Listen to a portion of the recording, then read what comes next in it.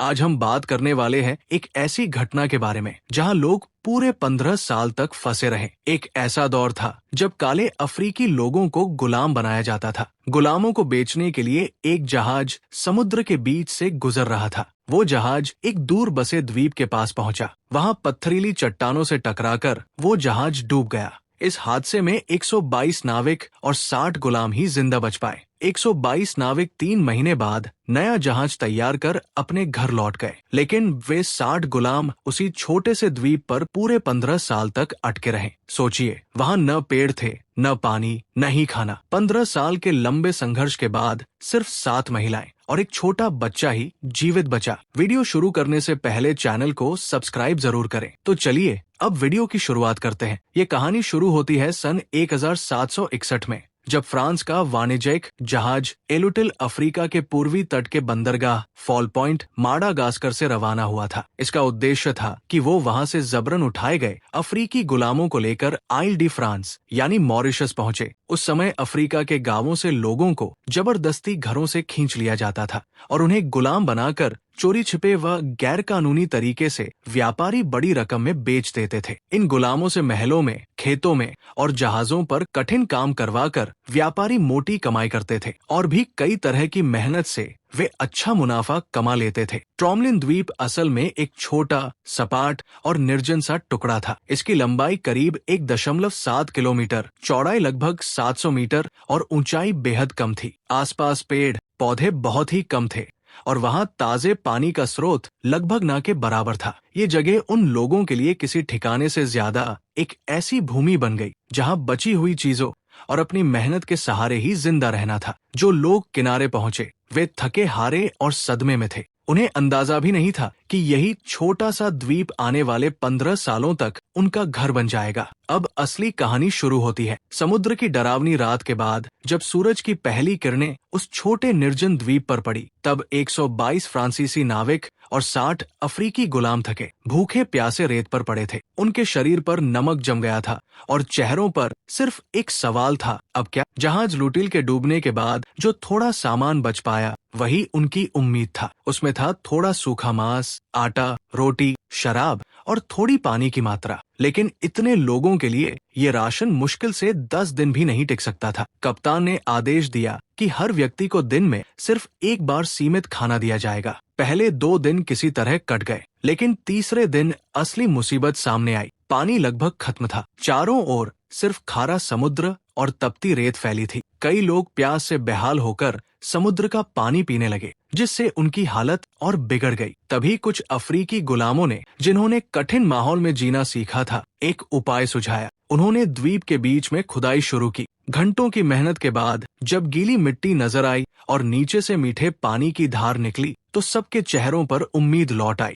वो पानी समुद्र का ही था, लेकिन रेत की परतों से छनकर पीने लायक बन गया था। अब जीवन धीरे धीरे संभलने लगा, मगर उनके मन में अब भी एक ही सवाल था, क्या कोई हमें बचाने आएगा? कप्तान ने तय किया कि उन्हें अपना रास्ता खुद ही ढूंढना होगा। तभी तय हुआ कि डूबे हुए लुटील जहाज के बच गए हिस्सों से एक नया जहाज तैयार किया जाए, ताकि कुछ लोग निकलकर मदद ला सकें। उन्होंने टूटे तख्तों, रस्सियों और पुराने पालों से 2 महीने की कड़ी मेहनत के बाद एक जहाज बनाया। ये वही लकड़ियां थी जो कभी उनके जहाज लुटील का हिस्सा थी, और अब उन्हीं से एक नया जहाज खड़ा किया गया, जिसे नाम मिला प्रोविडेंस यानी उम्मीद का जहाज। इस नए जहाज में किसी भी अफ्रीकी गुलाम को नहीं भेजा गया। सिर्फ वे फ्रांसीसी नाविक और अधिकारी सवार हुए जो जिंदा बच पाए थे। जब जहाज चलने वाला था, सबने मिलकर आकाश की ओर देखा और दुआ मांगी कि ये यात्रा सफल हो और वे मदद लेकर वापस लौटें। कप्तान ने उन 60 अफ्रीकी गुलामों से वादा किया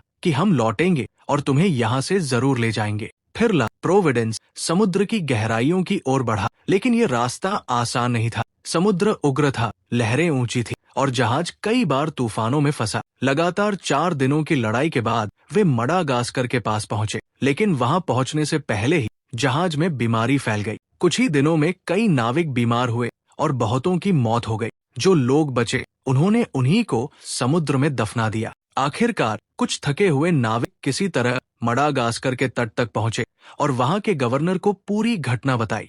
कैसे लुटिल डूबा, कैसे उन्होंने नया जहाज बनाकर जान बचाई। उन्होंने गुजारिश की कि किसी तरह मदद भेजी जाए, लेकिन गवर्नर ने ये सुनते ही गुस्से में कहा, ये पूरा अभियान अवैध था। तुम गुलामों को गैर कानूनी तरीके से ले जा रहे थे। अब मैं कोई जहाज नहीं भेज सकता। वो खुद युद्ध की स्थिति में था और उसके पास जहाज भी नहीं बचे थे, इसलिए उसने सहायता भेजने से साफ इनकार कर दिया। वो जहाज जो उम्मीद लेकर निकला था, ला प्रोविडेंस, अब मजबूर होकर वही रुक गया।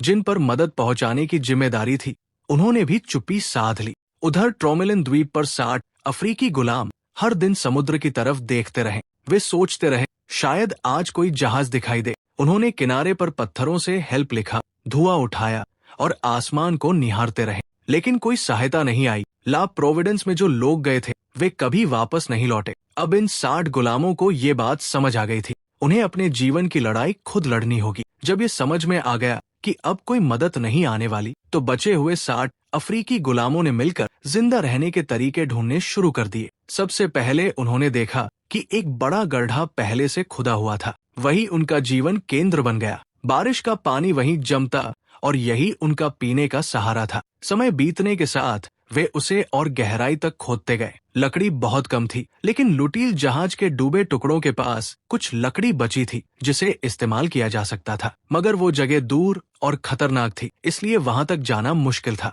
इसके बावजूद उन्होंने रेत खोदकर और आसपास की चीजों से छोटे छोटे रेत घर और छत जैसी संरचनाएं बनाई। रेत की दीवारें बनाकर उन पर समुद्री घास, टूटे कपड़े और टहनियां डालकर उन्होंने रहने लायक आश्रय तैयार किया। खाने के लिए पहले वे किनारे आने वाले छोटे कछुए और समुद्री पक्षियों पर निर्भर रहे, लेकिन बड़ी मछलियां पकड़ने के लिए उन्हें ठोस तरीके अपनाने पड़े। उन्होंने बांध और जाल जैसी संरचनाएं बनाना शुरू किया। जहां लहरें आती थी, वहां पत्थर और रेत से ऐसा जाल तैयार करते जिसमें मछलियां फंस जाए। उन्हें आकर्षित करने के लिए वे कछुए के टुकड़े और उसका खून इस्तेमाल करते। जो मछलियां पकड़ी जाती, उन्हें धूप में सुखाकर जमा कर लेते। यही उनका मुख्य खाना बन गया। पानी बचाना उनकी सबसे बड़ी प्राथमिकता थी। गड्ढे को ढककर रखना और छोटे बर्तनों में पानी जमा करना उनकी रोज की दिनचर्या बन गया। हर सुबह और शाम कोई एक व्यक्ति पहरा देता, ताकि कहीं दूर कोई जहाज दिखाई दे सके। हर किसी को एक जिम्मेदारी बांटी गई। कोई पानी संभाले, कोई जाल बनाए, कोई मछली पकड़े और कोई बीमारों और बुजुर्गों का ध्यान रखे। इस अनुशासन ने उनके मन में नई उम्मीद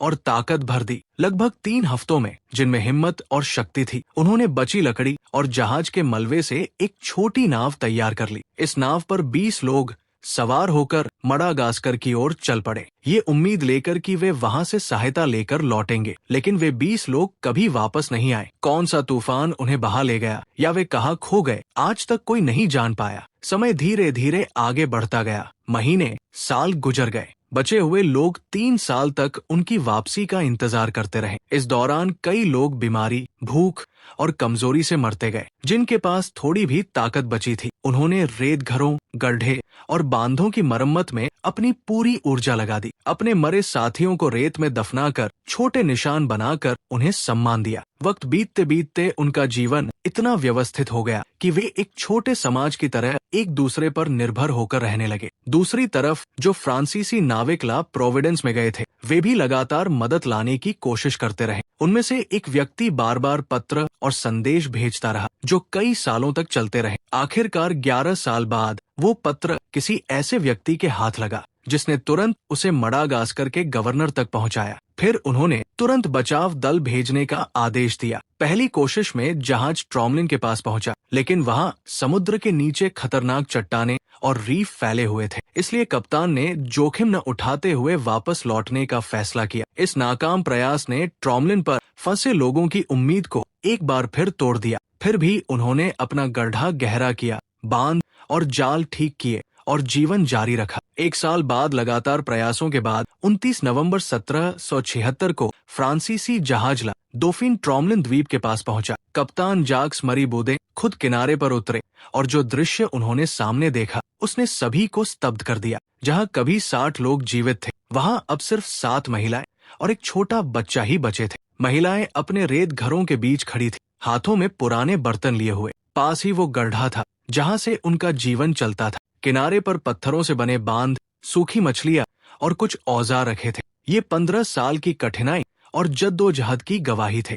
जब नाविकों ने उन महिलाओं और बच्चे को जहाज पर बैठाया, तो हर किसी की आंखें नम थी। ये नजारा शब्दों में बयान करना आसान नहीं था। ला दोफीन ने उन 7 महिलाओं और बच्चे को मॉरिशस यानी उस समय के इल दे फ्रांस पहुंचा दिया। वहां के गवर्नर ने उनकी सुरक्षा और स्वतंत्रता सुनिश्चित की। बच्चे को नाम दिया गया और उसकी परवरिश की गई। महिलाओं को भी सहारा और सुरक्षा मिली। लेकिन जो कुछ खो गया था वो फिर कभी वापस नहीं आया। 15 साल में जिन जिंदगियों, उम्मीदों और परिवारों को रौंदा गया, उससे बड़ी त्रासदी और कोई नहीं हो सकती। धन्यवाद दोस्तों, आपने इस वीडियो को आखिर तक देखा, इसके लिए दिल से शुक्रिया। अगर आपको ये कहानी पसंद आई हो तो इसे अपने दोस्तों के साथ शेयर कीजिए और चैनल को सब्सक्राइब करना बिल्कुल मत भूलिए। हम फिर मिलेंगे ऐसी ही एक और रोमांचक वीडियो में। तब तक के लिए बाय और दिल से धन्यवाद।